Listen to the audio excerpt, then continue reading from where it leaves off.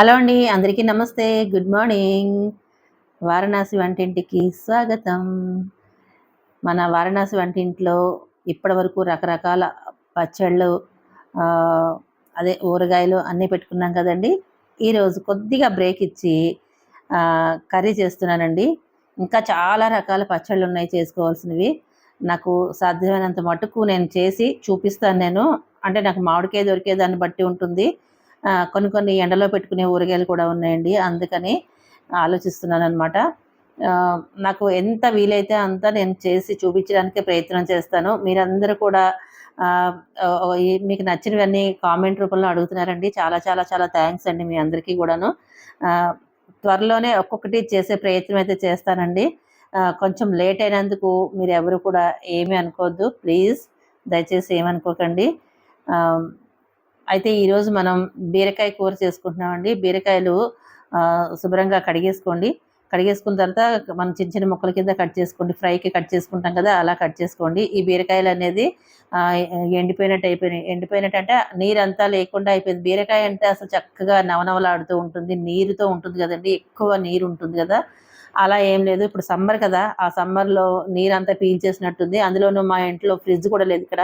మా అమ్మాయి వాళ్ళ ఇంట్లో ఉంటున్నాం కదా! ఇక్కడ ఫ్రిడ్జ్ అనేది లేదు. అందుకని బయట పెట్టుకోవాల్సొస్తుందనమాట.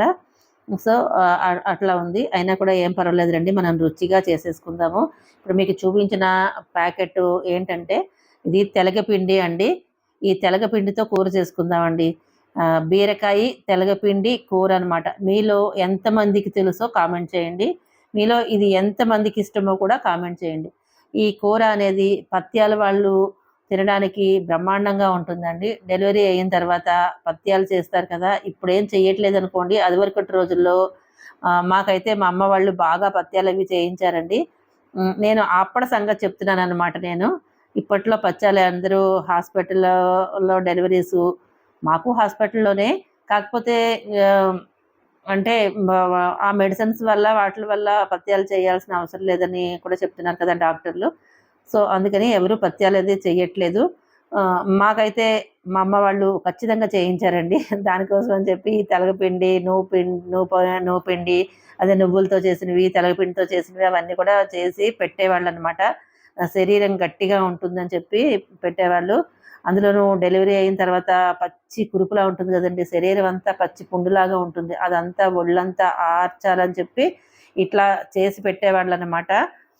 ఇప్పుడు నేను ఆహ్, ఒకవేళ ఎవరికైనా ఉపయోగపడుతుంది అనే ఒక చిన్న ఉద్దేశంతోటి ఇది చేసి చూపిస్తున్నాను. దీంట్లో పత్యాలు తినే వాళ్ళకి ఉల్లిపాయ అనేది వాడకూడదండి. శనగపప్పు వాడకూడదు. మనం తెలగపిండి తీసుకొని పక్కన పెట్టుకున్నాను చూసారా? కప్పుతో కప్పుడు పెట్టుకున్నాను. మనం బీరకాయ ముక్కలు టేస్ట్ చేయండి. చేదు లేకుండా ఉన్నవి తరిగేసుకొని పెట్టుకోండి. మనం ఇప్పుడు కొంచెం మూకుట్లో కొద్దిగా ఆయిల్ వేసుకొని దాంట్లో కొంచెం ఆవాలు చిటపటలాడిన తర్వాత చూసారా నేను మూకుడు వేడెక్కకుండానే ఆవాలు వేసేసుకున్నాను. ఆవాలు వేడెక్కడం కోసమని వెయిట్ చేస్తున్నాను. ఇప్పుడు వేడయ్యి చిటపటలాడిన తర్వాత మాత్రమే మినపప్పు వేసుకోండి. మినపప్పు కంపల్సరీ వేసుకోండి. పత్యాల వాళ్ళకి చాలా మంచిదే అనమాట. శనగపప్పు అయితే మంచిది కాదు. కుట్లు అవి ఉన్నా ఒకవేళ చీము పడుతుందని శనగపప్పు వాడకూడదంటారు. నేనైతే వేయలేదు. మా ఇంట్లో పత్యాలు ఏం కాదులెండి. కానీ నేనది చూపించాలని చెప్పి అలా చేస్తున్నాననమాట. అయితే ఆవాలు చిటపటలాడిన తర్వాత మినపప్పు వేసుకోండి. మినపప్పు వేగుతున్నప్పుడు ఈ ఎండుమిరపకాయలు వేసుకోండి. ఎండుమిరపకాయ ముక్కలు ముక్కలుగా చేసుకున్నా సరే, కాయపడంగా వేసుకున్నా సరే, మీ కారానికి తగ్గట్టుగా చూసుకొని వేసుకోండి. అవి కొంచెం వేగుతూ ఉంటే జీలకర్ర కంపల్సరీ వేసుకోండి. మనకి డైజెషన్‌కి చాలా మంచిది గదా! అందుకని జీలకర్ర వేసుకోవాలనమాట. ఇట్లా జీలకర్ర వేసేసుకొని వేయించేసుకోండి. అయితే నేను దీంట్లో చెప్పాను గదా! ఉల్లిపాయలు అవి వాడట్లేదు. ఆహ్, వెల్లుల్లిపాయలు వేసుకుంటాననమాట. ఇదిగోండి పచ్చిమిరపకాయలు కారానికి తగినంత పచ్చిమిరపకాయలు కట్ చేసుకొని వేసేసుకోండి. అలాగే కరివేపాకు కూడా వేసుకోండి. మీ దగ్గర కరివేపాకు ఉంటే కరివేపాకు కూడా వేసేసుకొని వేయించేసుకోండి. చాలా ఈజీగా చేసుకోవచ్చండి. చాలా చాలా సింపుల్ కూడాను. చేసుకోవడం పెద్ద బ్రహ్మాండమే లేదు. కాకపోతే కొంచెం తెలియాలంతే. ఈ పాత వంటలు కదండీ! ఇవి అన్నీ ట్రెడిషనల్ వంటలు, పాత వంటలు గాబట్టి ఇప్పుడిప్పుడు వాళ్ళకి తెలియకపోవచ్చు. సో, ఈ ఇంట్రెస్ట్ ఉన్నవాళ్ళు ఈ వీడియో చూసి తప్పకుండా ట్రై చేయండి. నేనైతే అన్ని ముక్కలు వేసుకోలేదండి, కొంచెం ముక్కలు ఎంచుకున్నాను పాపాయ కోసం అని చెప్పి. దీంట్లో మొత్తం అంతా వేసేస్తే కారం ఉంటుంది కదా, అందుకని పాపాయకి విడిగా ఉంచేసాను అనమాట. ఈ ముక్కట్లో వేసేసుకున్నాం కదా, చక్కగా ఒకసారి కలిపేసుకోండి. ఈ ఆయిల్ అంతా పట్టుకునేటట్టు మొత్తం మన పోపు అంతా వేసాం కదా, పోపు కలిసేటట్టు వేసుకోండి. ఇప్పుడు కొంచెం ఒక చిటికెడు పసుపు, అలాగే మనకి రుచికి సరిపడా ఉప్పు వేసుకుంటే ముక్క కూడా తొందరగా ఉడికిపోతుంది కదా, బీరకాయ ముక్క తొందరగా ఉడికిపోతుంది. ఈ బీరకాయ మామూలుగానే తొందరగా ఉడుకుతుంది కానండి, దీంట్లో నీరు శాతం లేదని చెప్పాను కదా, ఎండినట్టు అయిపోయింది. అందుకని కొంచెం టైం పట్టింది. ఉప్పు కూడా వేసేసుకున్నాక ఇలా కలిపేసుకోండి. అన్నట్టు ఊరగాయలన్నీ మీకు నచ్చినాయా? మన ఛానల్లో మొత్తం రకరకాల పచ్చళ్ళు పెట్టుకున్నాం కదా, నిల్వ పచ్చళ్ళు. మీకు నచ్చినాయా? చాలా చాలా సపోర్ట్ చేశారండి. మీ అందరూ కూడా చూసి చాలా సపోర్ట్ చేశారు. చాలా చాలా ధన్యవాదాలు తెలియజేసుకుంటున్నాను నేను.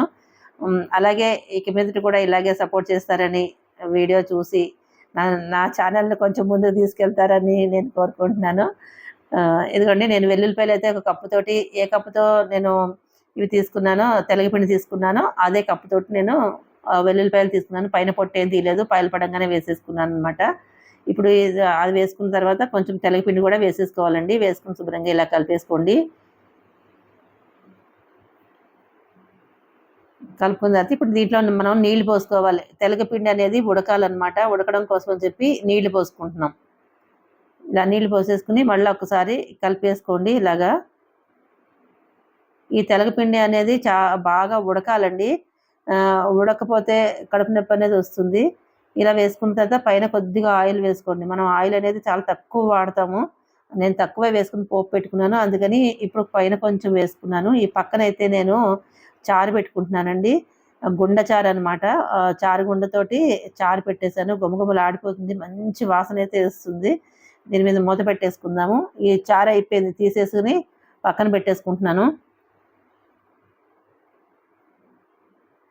ఇదండి, ఇప్పుడైతే కొంచెం ముక్కలు ఉంచాను కదా, బీరకాయ ముక్కలు, అది పాపాయ కోసం అని చెప్పి తనకి కొంచెం పోపులో వేసేస్తాను అనమాట. పోపు ఏం పెట్టను, ఊరికే నెయ్యి వేసి నేతిలో వేయించేస్తాను. కాస్త తనకి కోల్డ్ అలా ఉందనమాట, బాగాను ముక్కు అలా కారుతుంది. దానికోసం అని చెప్పి నేను కొద్దిగా మిరియాల పొడి వేసి వేయించేస్తాను అనమాట.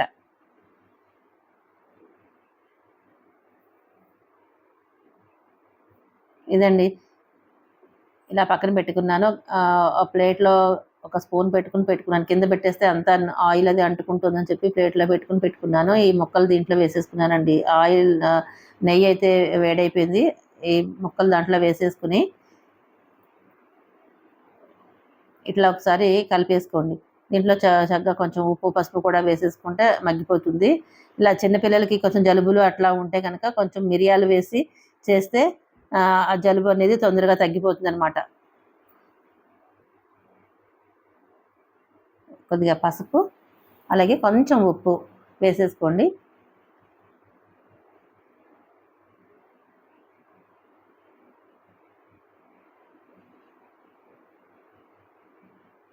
ఇదిగోండి, ఇది పెప్పర్ అనమాట. దీంట్లో కొంచెం ఇట్లా అనేస్తే పెప్పర్ పౌడర్ లాగా పడిపోయింది.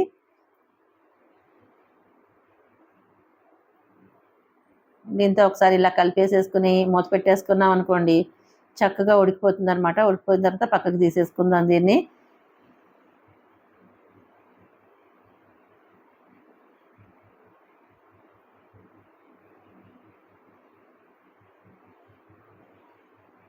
ఇదిగోండి, ఒకసారి ఇలా మూత పెట్టేసుకుంటే ఉడుకుతూ ఉంటుందన్నమాట. ఇప్పుడు మనం మళ్ళీ మన కూరని చూద్దామండి. తెలగపిండి కూర ఉత్తి తెలగపిండితో కూడా చేసుకోవచ్చండి. ఇలాగా ఇది తెలగపిండి, బీరకాయ, తెలగపిండి, సొరకాయ, తెలగపిండి, అలాగే పొట్లకాయ ఇట్లా కలుపుకొని చేసుకోవచ్చు.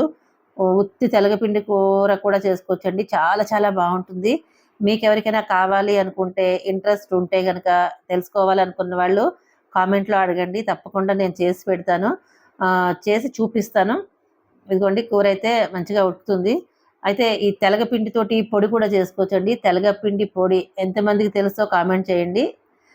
చాలా చాలా బాగుంటుందండి. చాలా సింపుల్గా చేసుకోవచ్చు, చాలా ఈజీగా కూడా చేసుకోవచ్చు. కావాలంటే అది కూడా నేను చేస్తాను. మీరు కావాలంటే అడగండి. తప్పనిసరిగా అది కూడా చేస్తాను. చూసారా ఇంకా నీరు ఉందండి. ఈ బీరకాయ మనం నీళ్ళు పోసుకున్నాం కదా, ఆ నీరు కూడా బాగా ఎగిరిపోవాలన్నమాట. ఉడికినప్పుడు చూసారా ఇలా రావాలన్నమాట. ఇదిగోండి పాపాయ కూర అక్కడ పెట్టేసుకున్నాను, అయిపోయింది. ఇప్పటికి నాకు వెల్లుల్లిపాయలు కూడా ఉడికిపోయినాయి అనమాట, చక్కగా ఉడికిపోయినాయి. ఇదిగోండి ఈ తెలగపిండి ఎలా ఉడకాలో మీకు చూపిస్తున్నాను. వేడిగా ఉంది, ఊరుకున్నాను అనమాట. ఇదిగోండి ఇలా అంటే ఇట్లా ఉడికిపోవాలి. ఇంకా బాగా పిప్పిలాగా వస్తుందండి ఇది. అట్లా వస్తే మీకు ఉడికిపోయినట్టు లెక్క అనమాట. బాగా ఉడకకుండా మీరు తిన్నారే అనుకోండి, కడుపు నొప్పి వచ్చేస్తుందండి. అది మాత్రం గుర్తుపెట్టుకోండి. ఇదైతే ఉడికిపోయింది, మంచి వాసన అయితే వేస్తుంది, సూపర్గా ఉందన్నమాట. నచ్చిందా మీకు మరి? ఇదిగోండి ఇది హైలో పెట్టేసుకున్నాను, కొంచెం హై ఫ్లేమ్లో పెట్టేసుకుని ఒక ఒక 2 సెకండ్లు అయిన తర్వాత ఆపేసుకుందాం. ఇది వెలుగుతుందో లేదో తెలియట్లేదు, ఇంత పెద్ద బాండీ పెట్టాను కదా, అది స్టవ్ వెలుగుతుందో వెలగట్లేదో నాకు తెలియలేదు. అందుకని వంగి వంగి మరీ చూసుకుంటున్నాను. కూర అయితే అయిపోయిందండి. స్టవ్ ఆఫ్ చేసేసుకుంటే నేను ఇంకా పక్కకి పెట్టేసుకోవచ్చు. ఇంకా నెక్స్ట్ ఏంటి, టేస్ట్ చేయడమే. టేస్ట్ చేసి ఎలా ఉందో మీకు చెప్తాను. నచ్చిందా మీకు?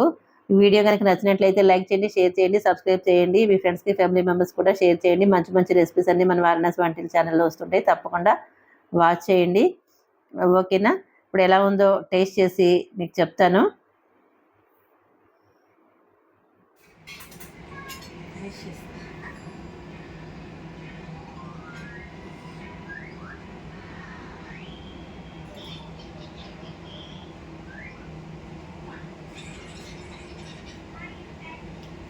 సూపర్ ఉంది, చాలా బాగుంది. చేయగలుగుతాం.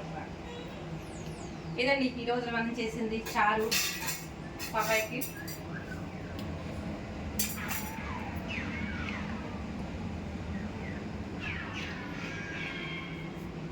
ఇదే నచ్చిందా? Bye bye.